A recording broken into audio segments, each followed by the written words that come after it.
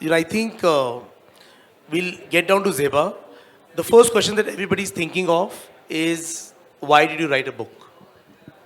You, Now, why? तो बड़ा मुश्किल question है, but I think I'm just the kind of person I am. I don't like sitting still, and I think the idea came to me for Zeba in about at the end of 2018, and I went, which is when I wrote a 10-pager. And me being from the film world, I was like, hey, this could make for a great series. And I wrote a 10-pager and I sent it off to some people, and they responded really well. But of course, COVID happened, and then everything shut down. Um, and then I tried to jam on this, and I thought, should I write a script? Because I want to make this into a film. Do I convert it into a comic book? And I don't know, somehow that all that time I had during COVID to also self-reflect, and I do journal. I've been journaling for the last 20 years. right. So I think the book came to me in a very stream of consciousness kind of writing, which reflects in the style as well. So I can just say it was because of all that time that I had on my hands during COVID. That's amazing. And because I've had the privilege of reading the book, I must say I love the book. I love the tone of the character, the humor, terrific, bang on, very, very modern, contemporary. I think relatable is the key word. And, I could see a lot of you as a person, as the character Zeba, going, a lot from your interviews and, from what we know about you from the public domain.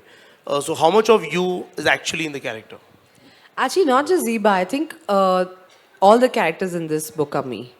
I know you guys haven't read the book because today is available now on bookstores and online and everywhere. But all the characters are me. Whether it's the dictator, whether it's Zeba herself, whether it's the mother's character, whether it's the father's character. Whether are those four brothers who are not named, they're called brother A, B, C, and D. And for a reason. I think I'm all of them in my own way. I think they all have come from my imagination Right. and or my impressions of the world around me. So let's give the audience some context about the book. Why don't you tell us the broad premise only of the book, just 2-3 lines, and then maybe we can read a paragraph from this. Sure. The one line of the book, as I like to say, it is about a badly behaved woman who becomes superhero.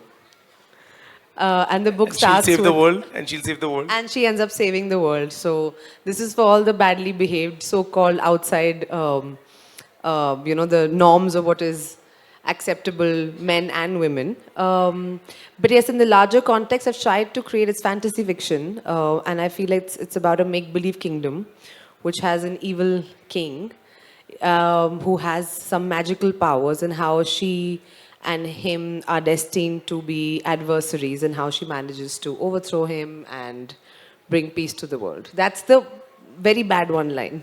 No, so, but what it also has, I think, is a lot of hidden themes through the characters and the plots. Is there any specific theme that you want the audiences or the readers to definitely latch onto, which is intentionally planted really well? Well, it come right towards the end of the book, where there is a section about the harem ladies. And I know the moment I say harem ladies, it kind of sets off this imagery in everyone's head. But the fact of the matter remains that there's never really been an actual account of what life is inside a harem. They're always people's imagination, and it's always to do with the fact that they were concubines or sex slaves. So I've tried to, in a way, reimagine that, because sometimes I feel what doesn't exist in real life, fiction has the power to maybe imagine a better reality. So I think that section is particularly special to me. And of course, so each chapter in the book is a different character taking the story forward. So this is, where my profession as an actor came in handy. Because I'm not a novelist by training. I don't think I have that kind of talent. But what I can do is I can create characters. And I can really sort of, in a granular way, understand their worldview, where they come from, where they're going, what their dreams, desires, and passions are. So I thought that was a very easy ploy for me to use. So each Each chapter takes the story forward. Yeah, but you're saying it really simply. I'd like to, disagree.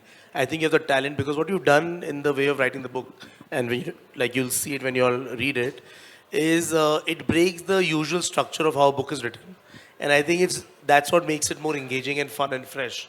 So actually, it's a great talent. You've hacked the system. Well, I don't know. I think I've been a reader since I was a child. So, bachpan mein, when my parents were like, "What do you want?" and I would always say, "Hey, I want a new book." And I used to like hide a book like an Edith Brighton or a Famous Five behind my maths book, and I would pretend to be studying math, but actually I'd be reading something fictional. So I think my love for fiction comes from there, and I don't know. I think it was not intentional, like I said, because I would. The way I would write for this is early morning stream of consciousness writing. It would just the words just flowed. Yeah. I think I did not try and think I'm going to put a structure to this. I put in the characters. I put in the thought behind it. वो पीछे शोर अगर बंद कर देंगे तो बड़ा अच्छा होगा. That is Zeba speaking. No, it was just really distracting. So yeah, so for me it was no. I didn't plan the structure. I don't think you can plan these things. You have to just let it organically take over. And really, earlier I used to think when writers would talk to me, the character just decides where they want to go. It really happens. It Yeah. does happen. So should we find a passage from here? Yeah. Do you have a favorite passage? Since you're the only one in the room who's read the book. I like all the stuff where she's You talking. have a favorite passage, sir? Opening. The opening. When she's in New York. Okay, the opening. Chapter 1, 9th August 2019. Good evening. But I should not be starting off with that rather inaccurate and imprecise greeting, since it's about 15 minutes past midnight as I write this. Now, I'm in a bit of a predicament. What is the correct way to wish someone a good night? Perhaps something along the lines of, "What up, Paul?" would be the correct salutation for unholy midnighters. Or, "All midnight oil burners unite," or "Hey, snooze off." Or shall I simply and unimaginatively stick to a flavorless high? When in doubt, take the shorter, simpler route, I suppose. So here goes. 10th August 2019, 0018. Hi, I am a second generation immigrant based in New York, and I love my life. Over the course of this book, I shall share with you how I am also surprisingly destined to protect it.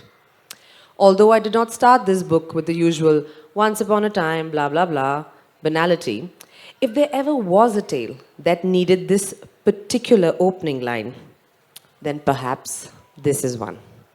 You see, after all, I am a superhero, and the story shall take you to the very beginning, to the source of my superpowers, the fabled holy spring, Zaza, where I shall eventually also confront my destiny.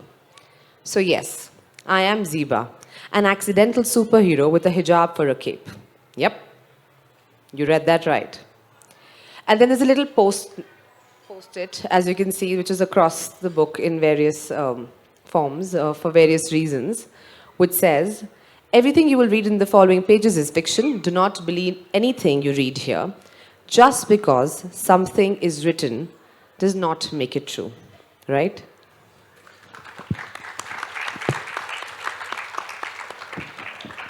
Also in the book, there are some really cool post-its, illustrations.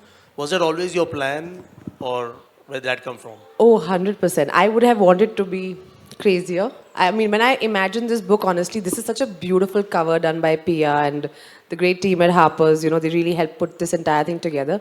But in my head, this was like a scrapbook. Like I wish for the next one, if there is a next one, it has to be like, there are post-its and there are maps and then there are things and you open out things. I don't know, somehow for me, like, this book was always about going back to that childhood discovery, where you maybe perhaps, and I believe all fantasy fiction tales, have something larger to say, but they just say it with so much simplicity, and that was the attempt. So I love the illustrations. There are about 15 of them all across, and beautifully done. I have no contribution in that. That was done by the lovely Harper's team and this wonderful illustrator called Pia, who we just chanced upon. Yeah, they're extremely. I think they add to the tone and the experience of the story. Also, because you mentioned the next book, I think there will be a next book because there's the Bollywood actor that Zeba meets, and then it's kind of not there after that. So, is he going to come back in the sequel? You've read it, right? Yeah, I'm asking you. So she says, so there's a bit where she meets this Bollywood actor called Rais Khan. Of course. Or a Kapoor? No, Rais Khan. And they have a little liaison, but then she never meets him again. And then, and she'd like to, but then the narrator voice takes over in the little post-it. Actually, that's a fun bit.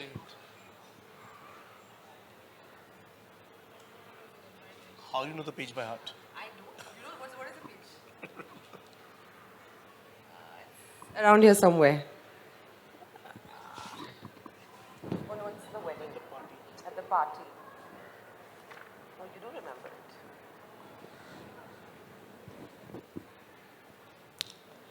Zeba groaned and threw a pillow at him. Tell me in the morning. He giggled and left on tiptoe. So Rais Khan, who's called RK in this, as much as we like RK and think he's hot, and as much as Zeba enjoyed these 20 minutes of hot sex, I regret to inform you that RK no longer plays an important role in our story after this episode. His primary job was to let our leading lady blow off some steam. This superhero stuff is stressful after all, and it is about to get even more so. Zeba shut her door and smiled. What a cute idiot. Who giggles like that? Man, I would like to see him again. And then it is followed by another post-it saying, thoughts of the protagonist and the main plot of the film do not need to be aligned. So, it's easy to write a 10-pager, usually. But then after that, writing a book, how did you kind of, dabble between being very involved as an actor in the various projects that you've been doing and, between that and writing because it's kind of pretty immersive. They are competing for your time and mind space. How did you make that balance as an artist? Well, it is tough.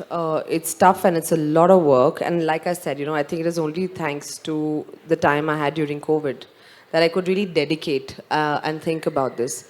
But the idea came to me at the end of 2018. I was, in fact, filming for a Netflix series called Leila, working with the wonderful Deepa Mehta. And she was one of the first people who I showed those 10 pages to. And she's like, Huma, that's a fantastic idea. You must explore it. And I was like, really? You think I can do this? Like, I'm not a writer. And she was like, no, you must. And I think when you work with a director like that and who is such a great storyteller herself, and she has this great understanding of like complex political and social issues.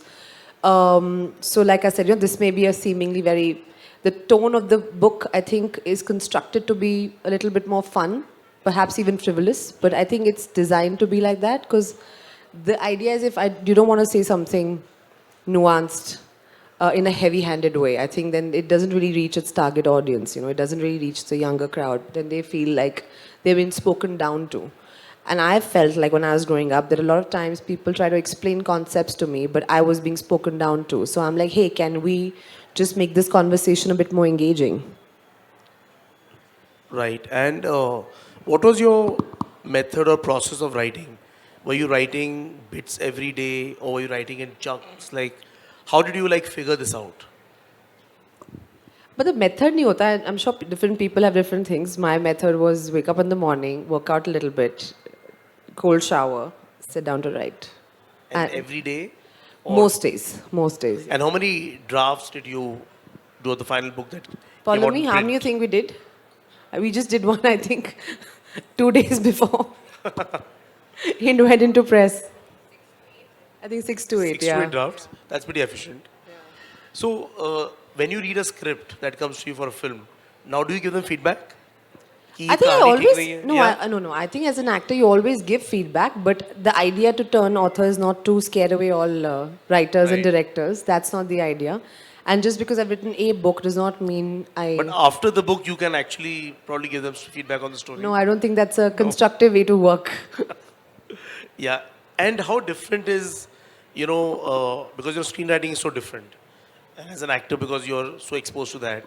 And then when you're writing a book, did you have to kind of realign yourself, or because you've been a reader, it just came naturally to you? Like I said, the characters came naturally to me. The world came naturally to me. I think also like for a lot of things, because nowadays, I mean, I'm going to say this, everybody gets offended by anything, like why are you wearing white and I don't like the color white. So I think the idea was like so I set it in a make-believe country, which doesn't exist, called Khudir, which is up in the Himalayas, and it's surrounded by all these heavyweights from South Asia, and it's oil rich. Now it doesn't exist, but what if it did? And what would that kind of complicated geopolitical situation, what kind of things would that throw up? And what if that king even had magic? So you know what I'm saying? So it was just, I think, just, so sometimes when we act, there's an exercise we do. I did a clowning workshop once. So clowns नहीं होते हैं कभी-कभी, like when they're smiling. Now the whole idea of doing clownery is if you smile, but if you keep stretching it, at some point that sweet smile turns grotesque. I think with any idea it's the same. So I think any kind of ideology, when you stretch it beyond a certain point, it gets grotesque. And the idea was to explore that through all the different characters, without really putting a shackle to your imagination. Yeah, and also in the process, things also change, right? As you're writing from a story to a book.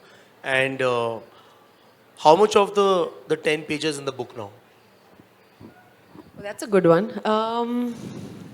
Actually, I haven't checked. I should check. But are your main characters all the same? Mostly.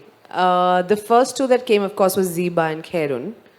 All the others came much later. These are my personal two. And of course, the Great Khan, or the Great Dictator, which was actually my most favorite chapter to write, because because it's first person account, right? For me as a feminist, how do you go inside the mind of a dictator? How do you talk about all the crimes you commit? How do you look at life? What drives you? Because I feel like as that character, you can't judge yourself. So I think that was a lot of fun for me to write. Yeah, also his intro was pretty cool. I thought, his intro, his first chapter was really, really, it kind of, the tone changes. Yeah. And I think that's the fun that keeps you engaged into the story. And also, because these are all, characters that you can find similarities with in the world that you live in. Did you kind of consciously stay away from a lot of tropes that exist in the world around us, or try and not make them too similar to people that we may know? Was that like a conscious thing for you? I think it's fiction. It's completely fiction. I mean, this word, none of it is true. But what if it Abu was? Dhabi and Nepal had a baby, it would be this, right?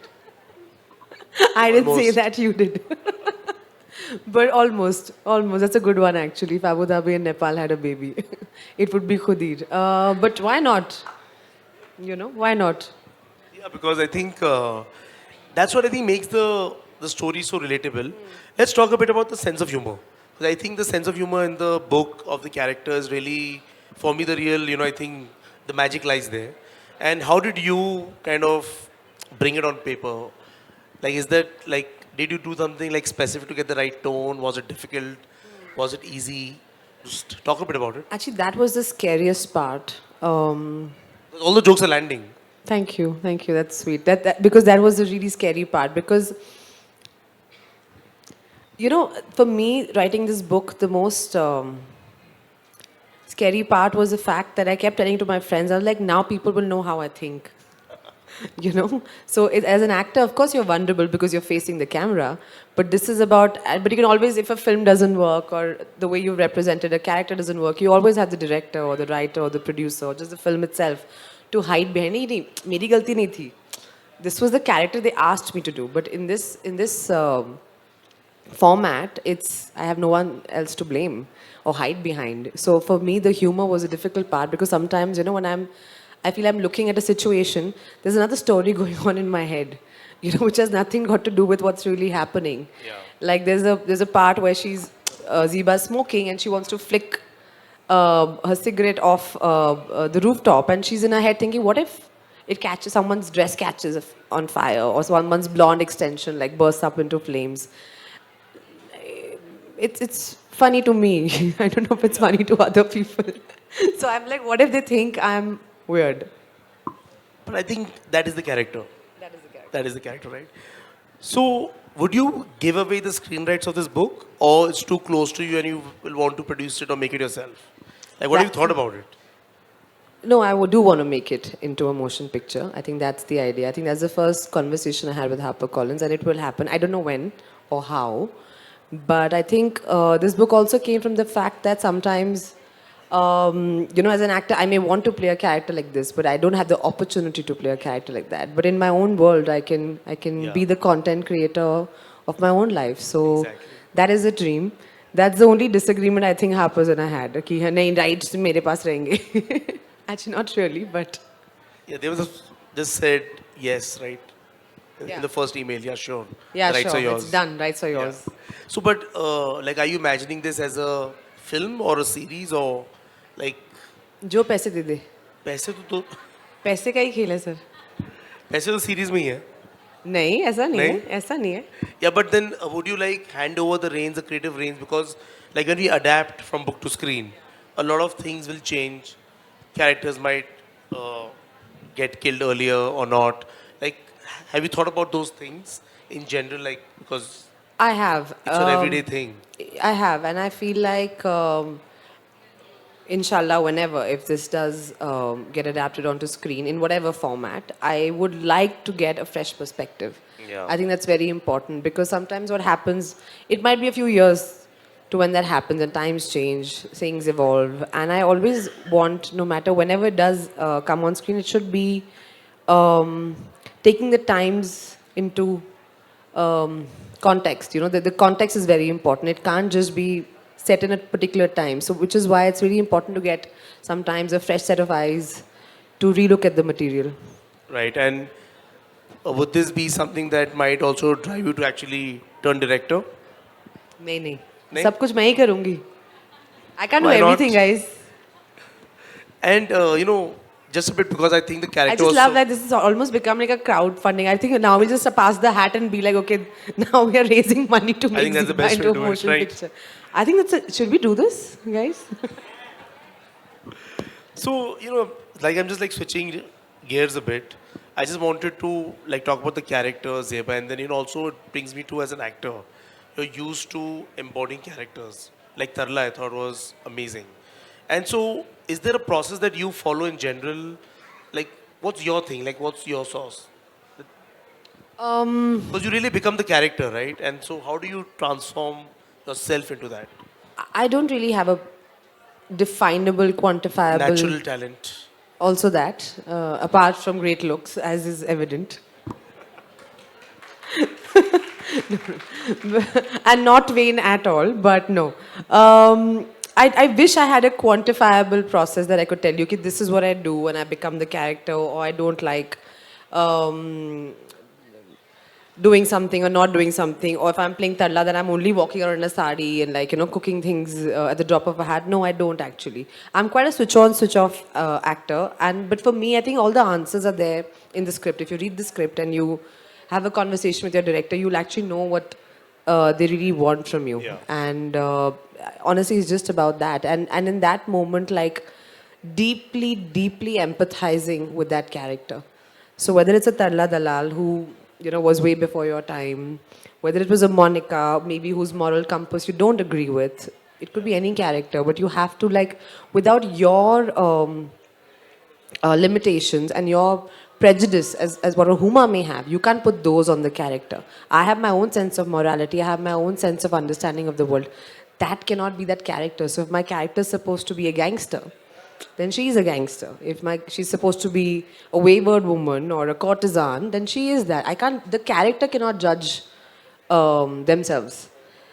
So for me, it's only about deeply empathizing with each and every character and therefore giving a part of me to that character. So which character has been the most challenging for you, which you thought was like, this is tough? I thought Maharani was tough for me, very, very tough. Also, the point in time that I did it, I think I was looking to shake things up for myself as an actor and as a performer. And the only thing I wanted for people to see that character and be like, oh my God, like, we've not seen Huma like this. This doesn't even look like her. Yeah. And that was that role for me. And that was also like a longer shoot for you. It was a series. Much longer. In fact, we just did season 3, which is coming out early next year, and it's a longish commitment, very hard, very verbose, lots of dialogues in that Bihari accent, which is not natural to me. Yeah. But you know, it's been just, I think just the love I've got for that character has been insane, and that's the beauty of like being an actor, right? People see you portray your character, and whatever positive or negative sometimes attributes that character has, they just they think of you in that sense. So just whenever I travel across the country or even internationally, just Maharani fans are everywhere. Yeah, exactly. I think that shows done really well for the platform. Because we're in Lit Fest and these people apparently read books, we'll talk a bit about books. What kind of books do you generally like to read? I read everything, but I'm a big self-help junkie, if I can. Self-help junkie? Fully. Is like, there a favorite self-help book that you have? The Artist's Way, hands down. Oh, I thought it was cooking. Huh? Cooking. I thought, No. The Artist's Way. And anything else that you want to like recommend, which you think was like really deeply impactful for you? There's a book that recently really impacted me. It's called Zeba, an Accidental Superhero. I think it's available on bookstores now, if Possibly. you check. I think they have a counter here somewhere. I'm sure they can guide you. I'm going there after this myself to pick up a few copies. So this is actually Zeba from the character, from the book. That's how the humor is. And I think if you like this humor, you'll really, really, really like the book. So let's talk a bit more about, like what's happening in terms of, like I feel like in our country, people don't read enough. And, we're like always watching things and we're always like listening to stuff. Like, what do you think why is that a problem? Like, why is like reading such a thing and why is it a challenge? Like, as a writer, like, are you like always, like, is it a challenge for you to engage the reader? Is it like, how do we deal with it? Because I feel it's so difficult to sell books, so difficult to get people to read. Right. And it's just like such a painful job. Um, Like, was that like a burden for you to kind of deal with? Ki, how do I definitely make sure people don't get bored? Or like, did you? no, that wasn't a burden. I mean, why people don't read in India? I mean, I don't know. I don't have the exact stats right now, but our literacy rate is not very high in our country. of course. In fact, I think there should be more. Like, I really strongly believe that there has to be more emphasis on girl-child education or children education in general. Or how do we prevent like kids from dropping out from schools because for various like socioeconomic factors, like that's something that educators have to deeply look into. So we can't really blame and say कि अरे लोग पढ़ते नहीं हैं. People don't read because there is a genuine socioeconomic gap that exists which we need to work towards. Having said that, the people do read, like all the lovely people in this room, are really like, if I can call them that, militant readers. And they read with, like, I am one of those, I read with a vengeance. At any given point in time, I'm buying like 3, 4, 5 books. Wow. I sometimes feel I buy more books than I can physically read them. But books have their own magic. I did not take the pressure of whether the book will find its audience. I knew it would happen. Yeah. And if it's not good, then it isn't, But I think we can't do anything about it. Like I tell my brother, I joke around with him. See, Saqib, after we do this, either we become legends or we don't become legends. There's nothing in the middle. Did your brother have a problem with ABCD? No, he did not have a problem with ABCD. He fortunately is not one of those ABCD brothers. And also I think I think this book should also be translated like in other languages. But the challenge will be, I think, the humor. So I'm sure that's something that you'll have to figure, especially Hindi. You might be able to actually crack it in a better Hindi way. I could do. I mean, I think in English, I always say I'm unfortunately that generation. We neither can speak English properly nor Hindi fluently. both we speak rather in a limited fashion, but we can try for a Hindi one. For other languages, HarperCollins will figure HarperCollins, this is for you.